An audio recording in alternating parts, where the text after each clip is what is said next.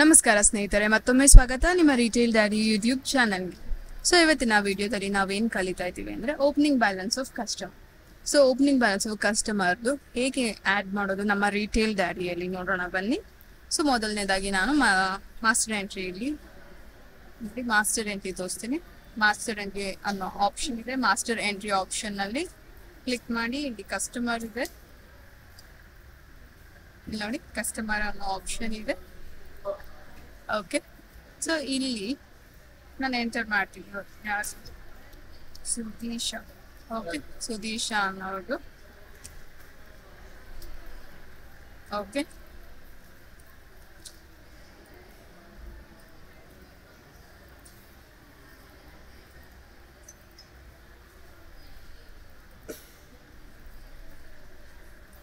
It's opening balance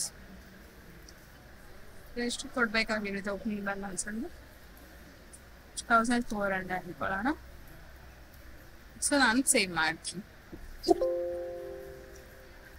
okay, ನಾನು sale panel ತೋರಿಸ್ತೀನಿ. ಇದು ಸೇಲ್ ಪ್ಯಾನಲ್ ಇದೆ ರಿಟೇಲ್ ಡ್ಯಾಡಿ ಸಾಫ್ಟ್ವೇರ್ನಲ್ಲಿ. ಸೊ ಇದನ್ನ ಕ್ಲಿಕ್ ಮಾಡೋಣ. ಇಲ್ಲಿ ನೋಡೋಣ, ಸುದೀಶ್ ಓಪನಿಂಗ್ ಬ್ಯಾಲೆನ್ಸ್ ಎಷ್ಟಿತ್ತು ಅವ್ರದ್ದು ಬ್ಯಾಲೆನ್ಸ್ ಏನಿದೆ 1400 ರುಪೀಸ್ ಇದೆ. ಓಕೆ, ಗೊತ್ತಾಯ್ತಲ್ಲ ವೀಕ್ಷಕರೇ? ಅದೇ ಥರ ನಾನು ಬೇರೆ ಅಂಗಡಿಗೆ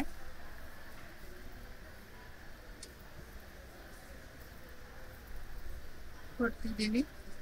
ಮಹೇಶ ನೋಡಿ, ಅವ್ರದ್ದು ಆಲ್ರೆಡಿ 1000 ರುಪೀಸ್ ಬ್ಯಾಲೆನ್ಸ್ ಇದೆ.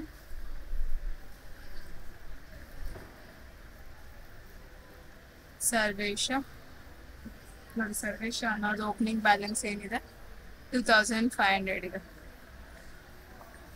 ಓಕೆನಾ ವೀಕ್ಷಕರೇ? ಈ ಥರ ನೀವು ಓಪನಿಂಗ್ ಬ್ಯಾಲೆನ್ಸ್ನ ಕೊಡ್ಬೋದು. ಅದು ಇಲ್ಲಿ ಈ ಸೇಲ್ಸ್ ಪ್ಯಾನಲ್ಲಿ ರಿಫ್ಲೆಕ್ಟ್ ಆಗುತ್ತೆ. ನೀವು ಜಸ್ಟ್ ಅವ್ರ ನೇಮ್ ಹಾಕಿದ ತಕ್ಷಣ ಎಷ್ಟಿದೆ ಅನ್ನೋದು ನಿಮಗೆ ಗೊತ್ತಾಗ್ಬಿಡುತ್ತೆ. ಓಕೆನಾ? ಸುಲಭವಾಗಿದೆ ಅಲ್ಲ ವೀಕ್ಷಕರೇ? ಸೊ ನೀವು ಟ್ರೈ ಮಾಡಿ ನನಗೆ ಕಮೆಂಟ್ ಮುಖಾಂತರ ತಿಳಿಸಿ. ಧನ್ಯವಾದಗಳು. Thank you so much for watching Retail Daddy Soft.